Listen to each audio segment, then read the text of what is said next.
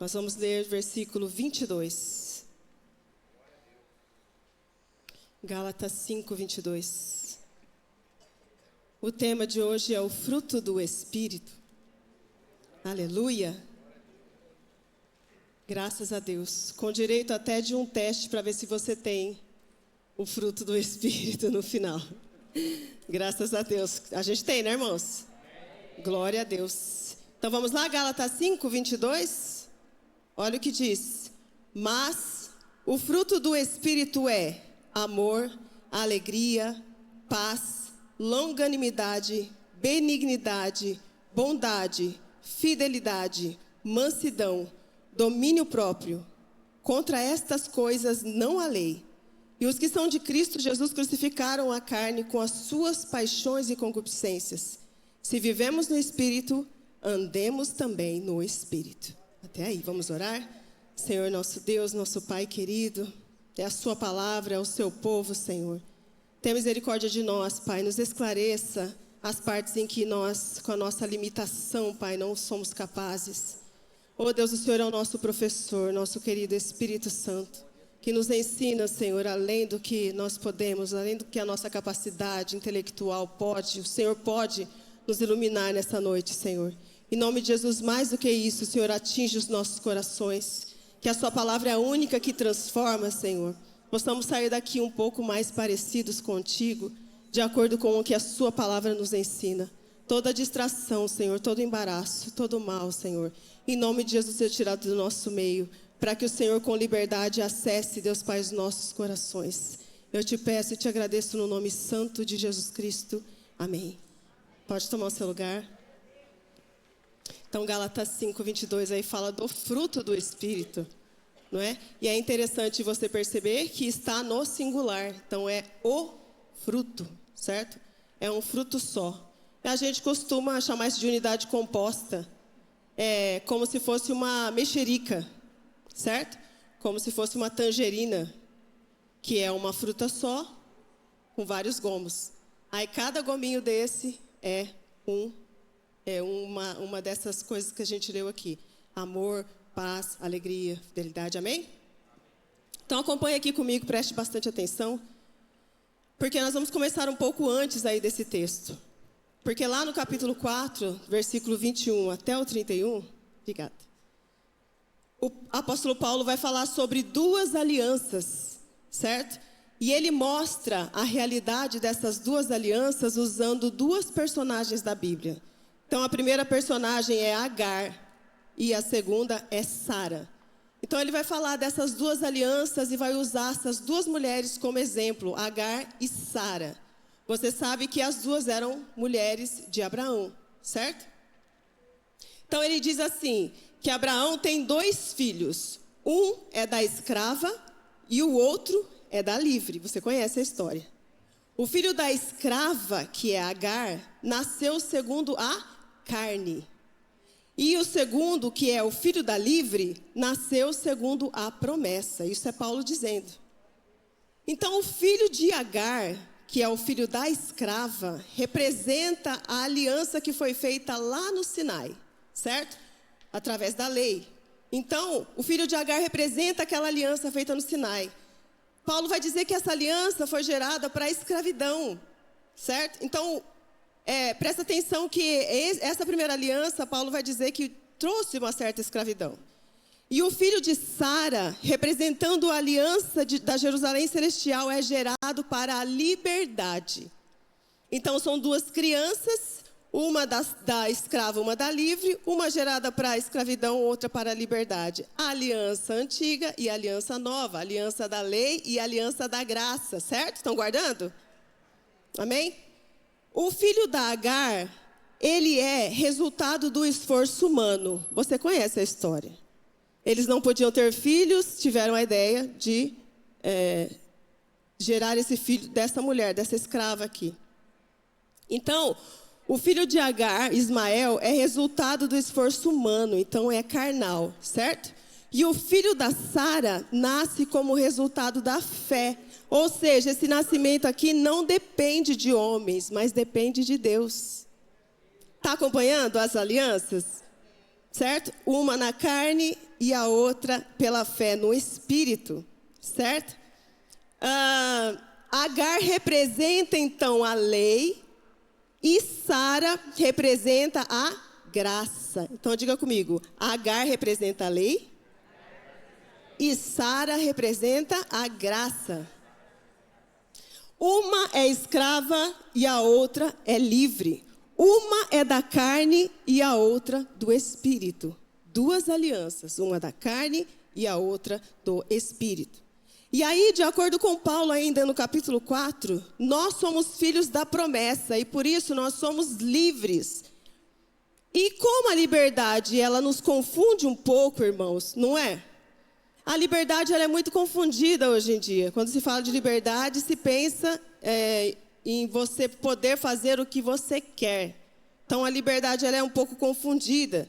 Como a liberdade ela nos confunde, Paulo vai nos ensinar, não useis da liberdade para dar ocasião à carne, certo? Porque a liberdade, como eu disse, não é você fazer o que você quer, mas é você fazer o que é preciso ser feito, certo? Quem quer ir para a academia todo dia? Quem quer? Eu não quero. Mas se você é livre, se você não está apegado, você pega, levanta e vai, porque você conhece a necessidade daquilo, certo?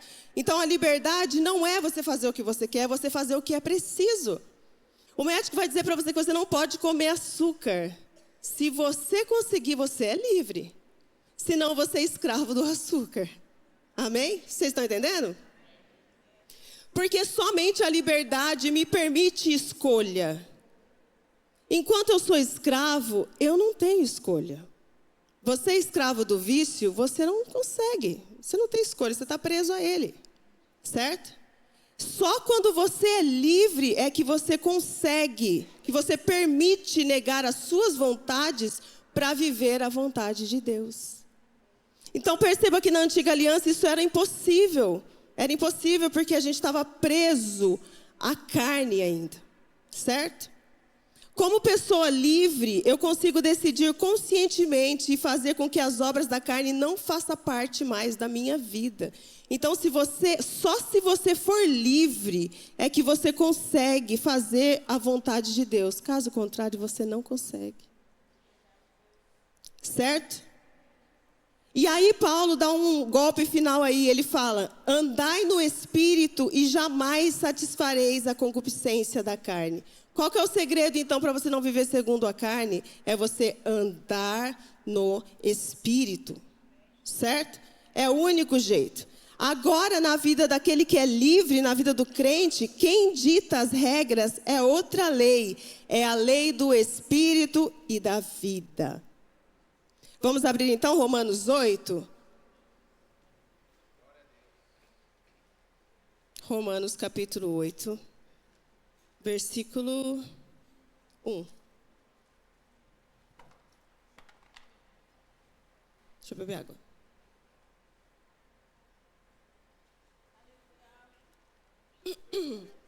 Graças a Deus. Olha o que diz, versículo 1, por enquanto até o 4. Agora, pois, já nenhuma condenação há para os que estão em Cristo Jesus, porque a lei do Espírito da vida em Cristo Jesus te livrou da lei do pecado e da morte. Porquanto o que for impossível à lei no que estava enferma pela carne, isso fez Deus enviando o seu próprio Filho em semelhança de carne pecaminosa e no tocante ao pecado. E com efeito condenou Deus na carne o pecado. Esse texto é tão profundo. Olha o que ele diz, a carne é quem deixava a lei enferma, porque a lei, ela era boa, mas a carne, sempre pendendo para o mal, fazia do homem escravo do erro e do pecado. Então, por isso que Paulo diz que a lei, a antiga aliança, fazia com que fôssemos escravos. Mas não porque a lei era ruim, a lei era boa, mas porque a nossa carne, ela pende sempre para o mal. Toda a vida, a sua carne vai lutar contra você. Não é uma guerra já vencida, pelo menos não por enquanto. Nós vamos lutar e guerrear com ela até o fim dos nossos dias. Amém? Mas você tem que entender que o poder da carne aqui precisava ser quebrado, certo? A carne precisa morrer para que o homem cumpra a lei que é boa. Então a carne precisa morrer. Não era a lei que precisava acabar, mas o império da carne sobre a vida do homem. Então a gente estava fadado ao fracasso na antiga aliança, certo? Aí esse império da carne na vida do homem, esse império do pecado, sabe quando foi que acabou, irmãos? Na cruz do Calvário. Amém? Foi lá que Deus julgou e condenou na carne, né? Na carne do próprio Filho dele, na carne de Jesus Cristo. E aí por conta desse julgamento e dessa morte da carne de Jesus Cristo, todos os que se entregam a Ele são libertos do pecado, do poder do pecado e da morte. Olha o que eu falei, para você fazer a vontade de Deus, você tem que ser livre, certo? Nós seríamos incapazes de fazer a vontade de Deus. Você seria incapaz de estar sentado aqui nessa noite ouvindo a palavra. Você seria incapaz se Jesus não tivesse quebrado o império da morte na sua vida na cruz do Calvário.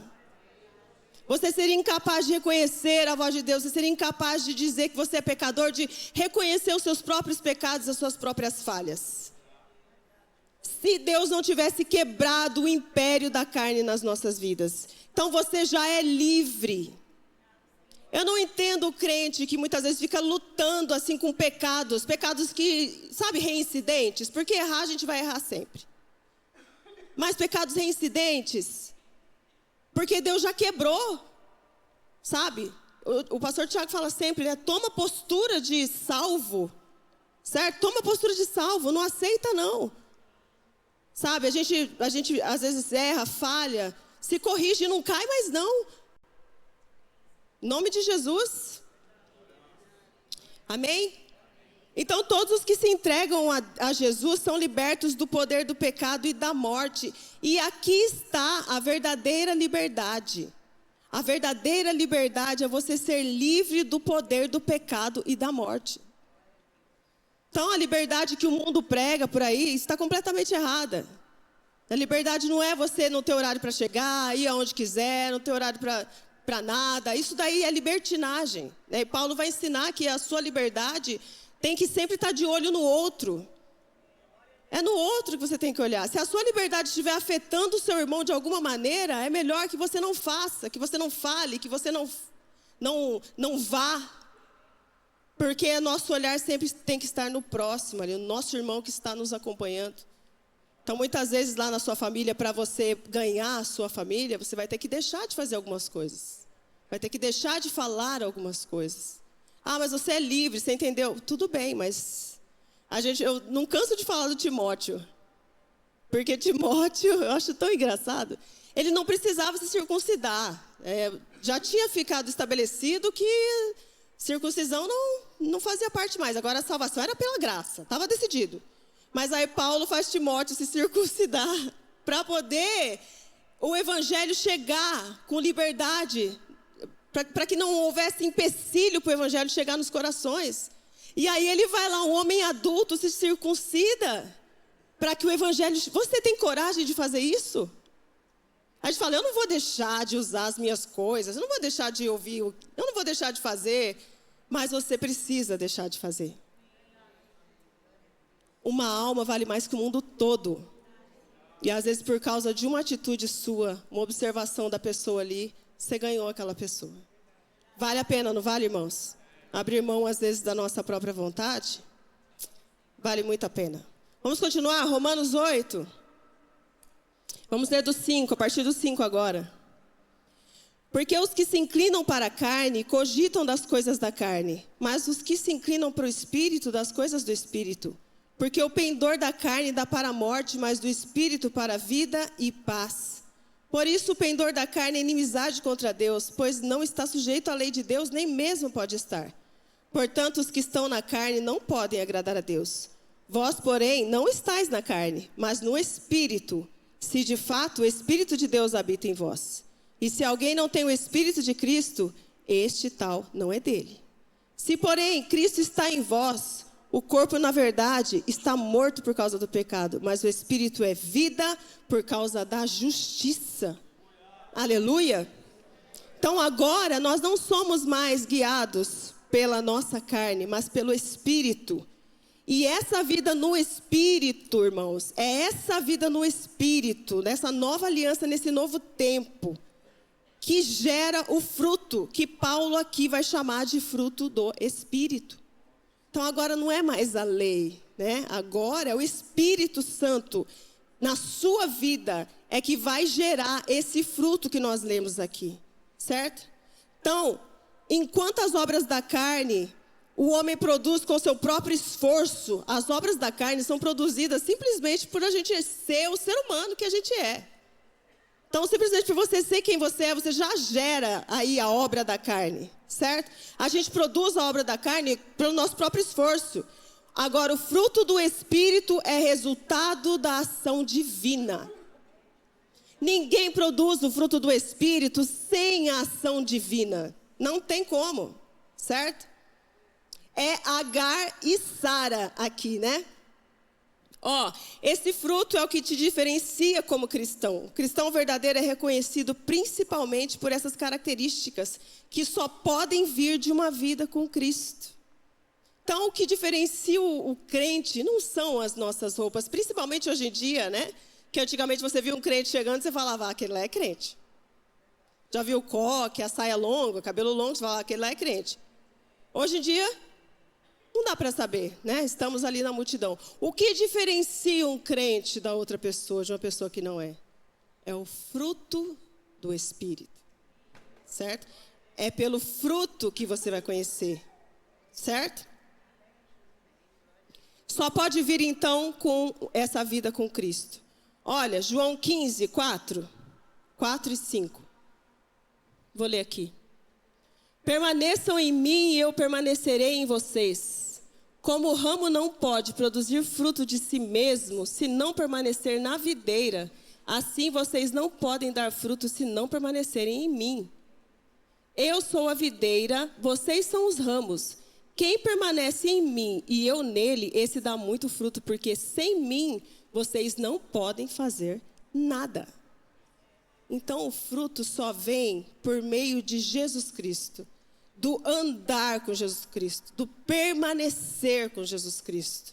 Muitas vezes a gente aceita o Senhor Jesus na nossa vida e com empolgação, né, com fogo, mas essa parte é deliciosa, mas você precisa permanecer. Permanecer é estar com, não sair do lado. Não desgrudar dele, atento à voz dele, atento aos movimentos que ele faz, certo? Andar e estar permanentemente em Cristo faz com que tenhamos esse fruto. E qualquer outro fruto, né, que o cristão tenha, todos eles para glorificar ao Senhor nosso Deus. O cristão que de fato nasceu de novo e vive pelo Espírito, ele necessariamente manifesta esse fruto. Então vamos lá, ver qual que é aí, quais são, né, esses gominhos dessa mexerica aí. Então o primeiro gominho, quer voltar lá em Gálatas? Vamos voltar lá, Gálatas 5. Aleluia.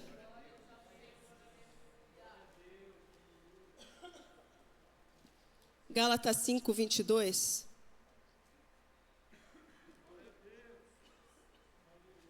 Aleluia.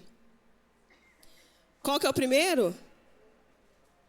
Versículo 22. O fruto do Espírito é amor. Certo? Olha lá. É a palavra que a gente mais ouve hoje em dia, né?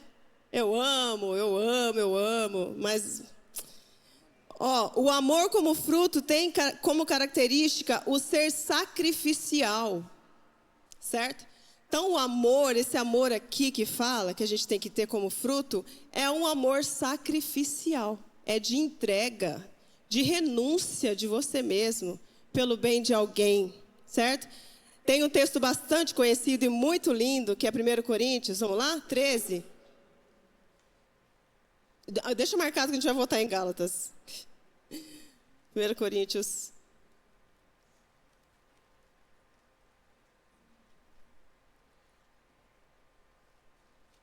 Capítulo 13.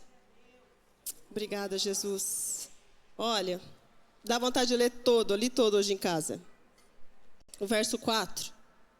O amor, ele é paciente, ele é benigno, não arde em ciúmes, não se ensoberbece, não se conduz inconvenientemente, não procura os seus interesses, não se exaspera, não se ressente do mal, não se alegra com a injustiça, mas regozija-se com a verdade. Olha o 7, gente. Tudo sofre, tudo crê, tudo espera e tudo suporta. Não é bem diferente do padrão de amor do mundo? O padrão do amor do mundo é que você tem que se sentir muito bem, tem que estar tudo tranquilo, tudo espera, tudo suporta, tudo. É uma renúncia de você mesmo. É uma renúncia pelo outro. Né? A gente não pode deixar, foi Dia das Mães domingo, deixar de falar que isso aqui lembra muito o amor de mãe.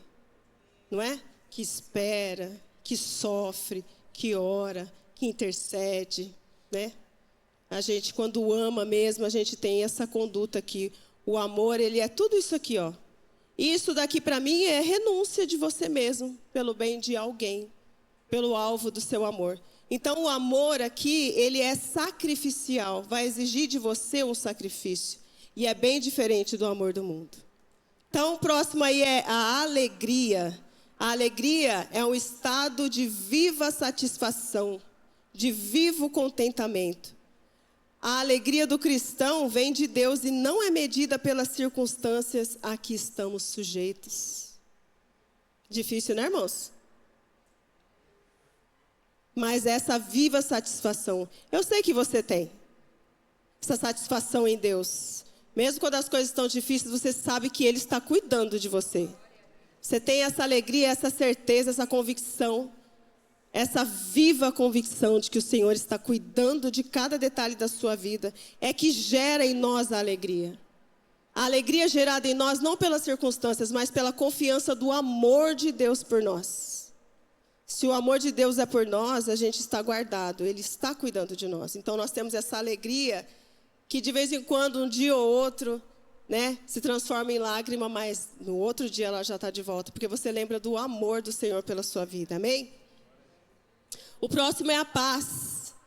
E aqui eu peguei a definição, é a ausência de conflitos. Mas olha, para o cristão é principalmente, né, a ausência de conflito com Deus, certo?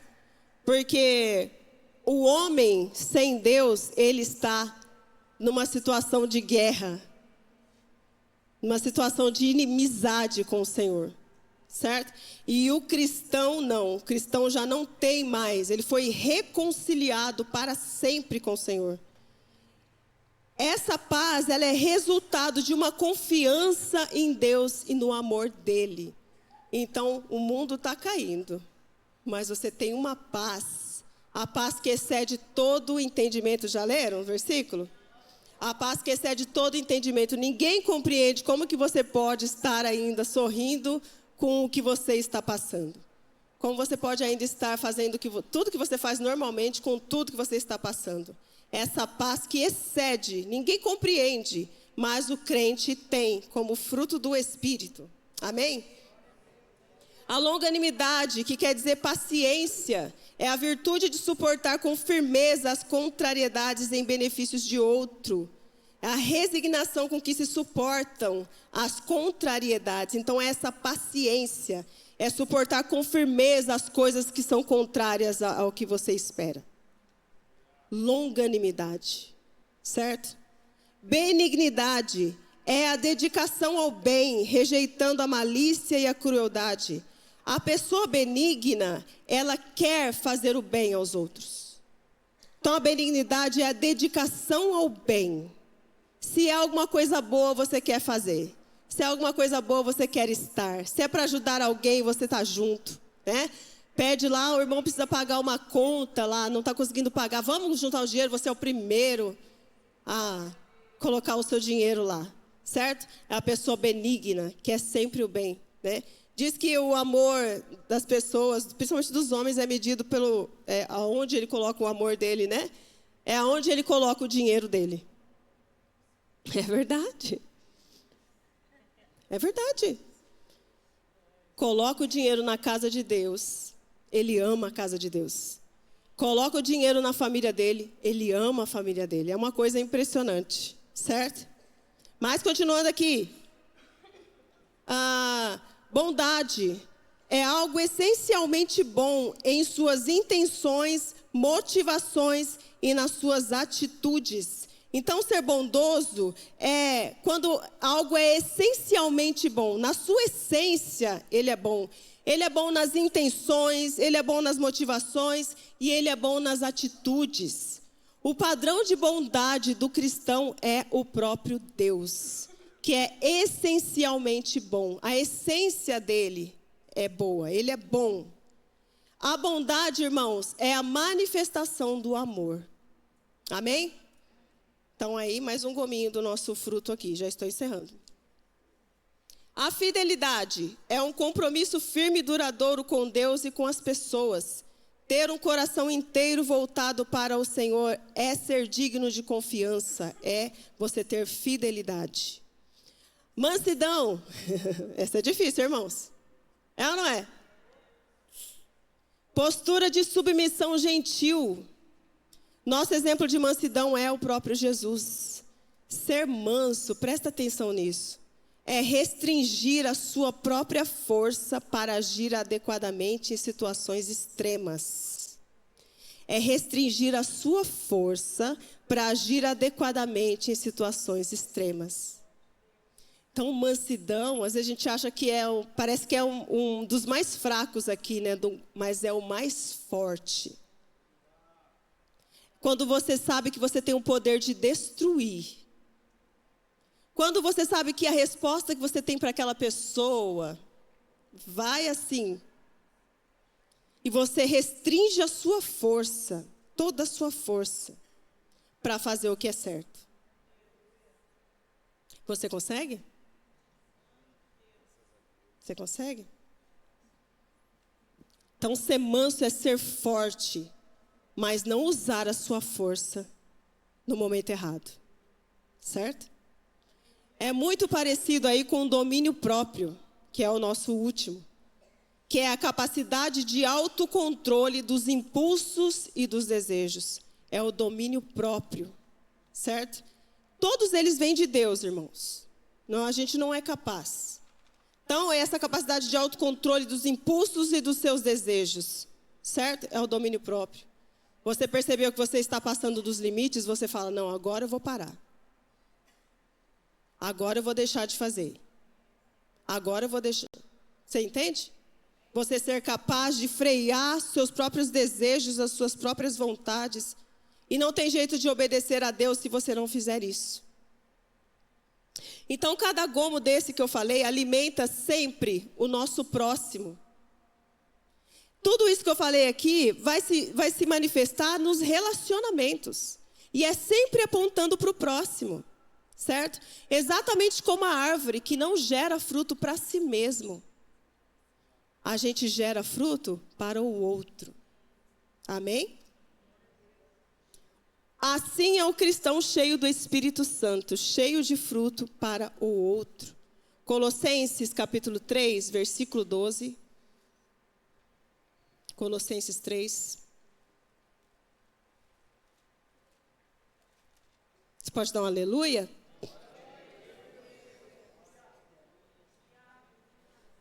Aleluia.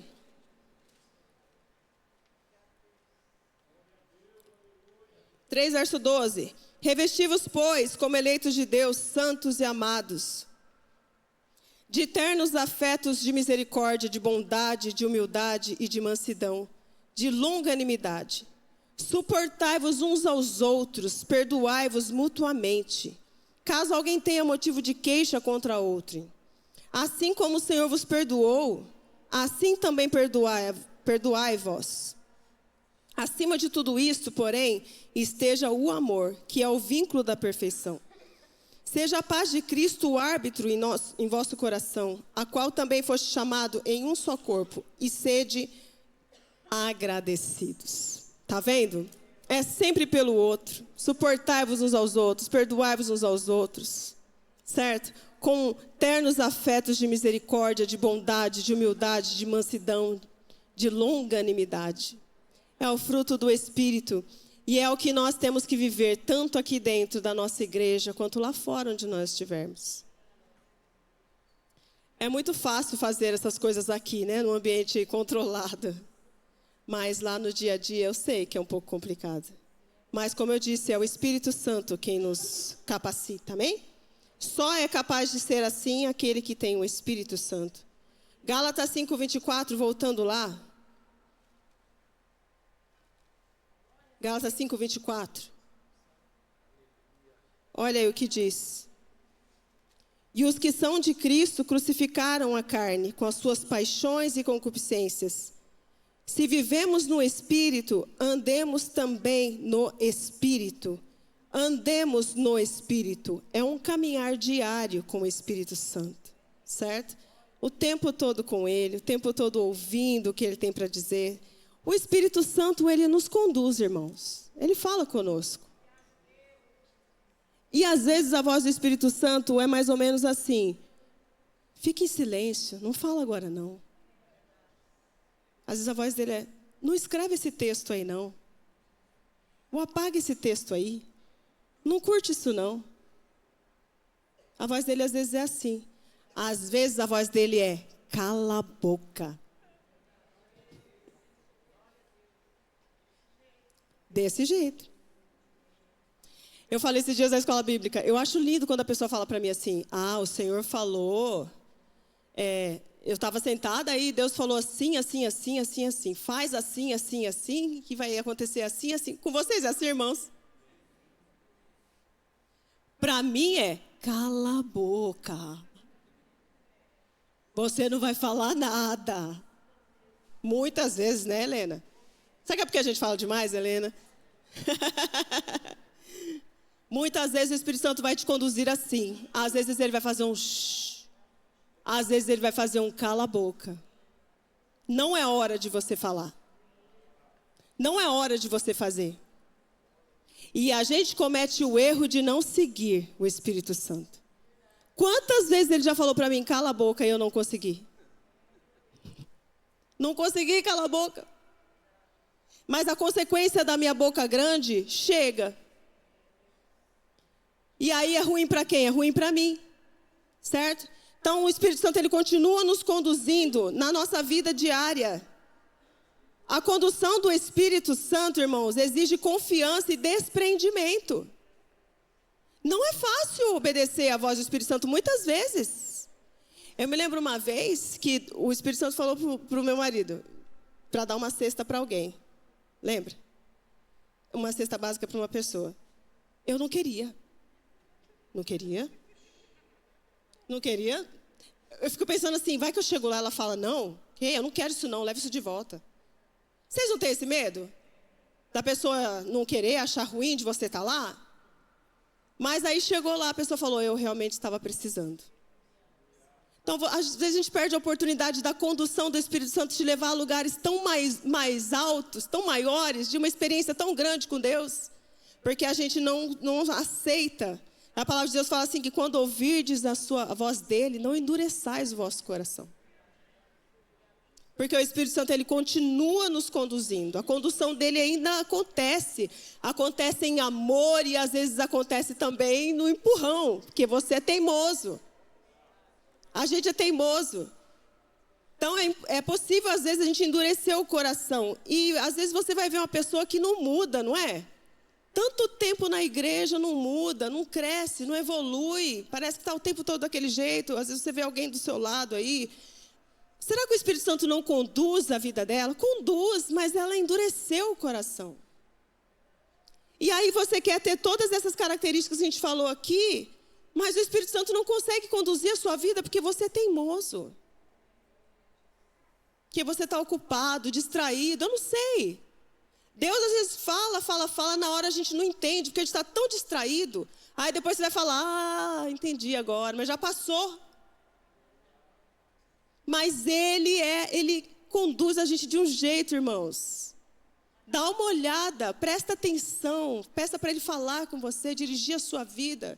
Você vai ver que essa voz do Espírito Santo é tão poderosa, tão gloriosa nas nossas vidas. Ele quer nos tirar do lugar de onde a gente está e transformar, mudar a nossa história, dar algo novo para nós, ministrar coisas grandiosas no seu coração e você resistindo. A gente é assim, teimoso, sabe? E ele é tão doce. Graças a Deus. Quero chamar o ministério de louvor. Então, por isso, muitas pessoas não mudam. O Espírito Santo, ele quer conduzir. Só que a sua carne precisa sair de cena, irmãos, para que o Espírito Santo te conduza. Olha, eu vou falar uma coisa bem pessoal aqui. Eu gosto das coisas assim, tudo que é técnico, sabe? Tudo que é passo a passo, eu adoro. Então, se é uma coisa assim, você tem que fazer tal coisa. Então, passo 1, faz isso, faz aquilo. Passo 2, faz isso, faz aquilo. Eu adoro, porque para mim funciona as coisas técnicas, sistemáticas, sabe? Eu gosto muito disso. Mas, às vezes, isso dificulta, porque de vez em quando eu preciso soltar para que o Espírito Santo assuma. E a gente faz isso, às vezes a gente toma na nossa mão as coisas e quer fazer do nosso jeito. De vez em quando você vai ter que soltar. Para que o Espírito Santo, ele trabalhe com liberdade. Quando a gente entender que a gente não é capaz de fazer as coisas, que é tudo por causa dele, por meio dele, pronto. Você vai se preparar para fazer as coisas, só que você vai entender que vai ter a hora que você vai ter que soltar, e aí o Espírito Santo vai tomar. E aí, irmãos, você vai viver o que você não viveu até hoje. Você vai ver o sobrenatural de Deus na sua vida. Você recebe? Eu recebo isso para mim. Quero soltar um pouco mais e deixar o Senhor trabalhar através da minha vida, através do meu ministério. Amém? Diga para o Senhor, Senhor, me ajuda a soltar. Soltar a mão, Senhor. Deixar o Senhor trabalhar na minha vida, no meu coração, através do meu ministério, através da minha boca, através das minhas atitudes. Que o Espírito Santo possa encontrar essa confiança em nós nessa noite, para que Ele trabalhe profundamente nos nossos corações. Amém? Vamos fazer a fila e já já a gente ora?